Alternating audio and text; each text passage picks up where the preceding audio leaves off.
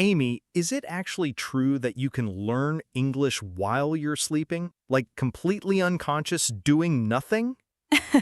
Okay, let's clear this up right away. Sleep isn't magic, Alex. You can't just play an audio file all night and wake up fluent. Oh no, I was really hoping for that one. I know, but here's the exciting part. There is a real version of this. It's just not what most people think. I call it Sleep Learning 2.0. Okay, now I'm curious again. What's the real version? It's about what you do in the 20 minutes before sleep, not during it. That small window is actually one of the most powerful learning zones in your entire day. Wait, why is that specific window so special?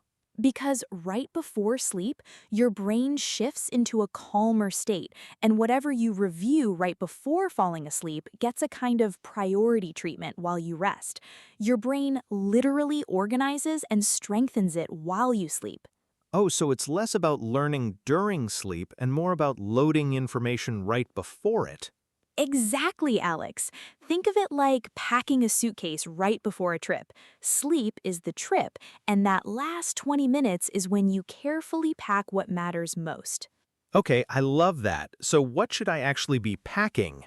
First, review. Don't learn new things. This isn't the time for brand new grammar rules. It's the time to gently review words or phrases you already touched earlier in the day. Oh, so if I learned 5 new words this morning, I should look at them again right before bed? Exactly. That quick review moves them from short-term memory into long-term memory while you sleep. It's like sending them into permanent storage overnight. Okay, what's the second step?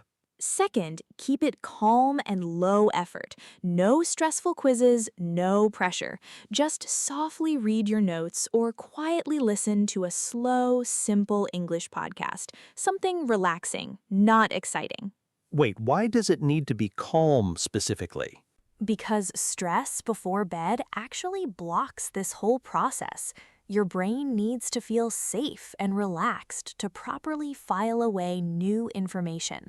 Calm creates the perfect condition for memory to settle in. Oh, that makes sense. What's step 3? Step 3, and this one surprises people, say the words softly out loud, or even just whisper them, instead of only reading silently. Wait, why does saying it matter if I'm about to fall asleep anyway? Because speaking activates a different part of your brain than silent reading. Even a quiet whisper creates a stronger, more physical memory than just scanning words with your eyes. Oh, so it's basically a tiny bit of extra glue for the memory? Exactly, Alex. Perfect way to put it. Okay, what's the last step? Last step, imagine using the words tomorrow right before you close your eyes. Picture yourself using one of those words in a real conversation tomorrow. Wait, just imagining it? That actually helps? Surprisingly, yes, your brain doesn't fully separate real experience from vividly imagined experience. A quick mental preview primes your brain to actually notice and use that word the next day. That's honestly wild. Okay, can I share a quick story? This reminds me of my roommate, Carlos. Please, go ahead. So, Carlos used to cram English vocabulary right before bed, stressed out, testing himself over and over, trying to force it in. Oh, that's exactly the opposite of Sleep Learning 2.0. Right? And he told me he barely remembered anything the next day. He was too stressed for it to stick. That happens so often, unfortunately. But then he switched it up. He'd calmly whisper 5 words to himself, imagine using them tomorrow, then just relax and fall asleep. And let me guess, it worked way better. So much better. He said those specific words just started appearing naturally in his conversations, almost like his brain had quietly practiced them overnight. That's such a perfect example, Alex.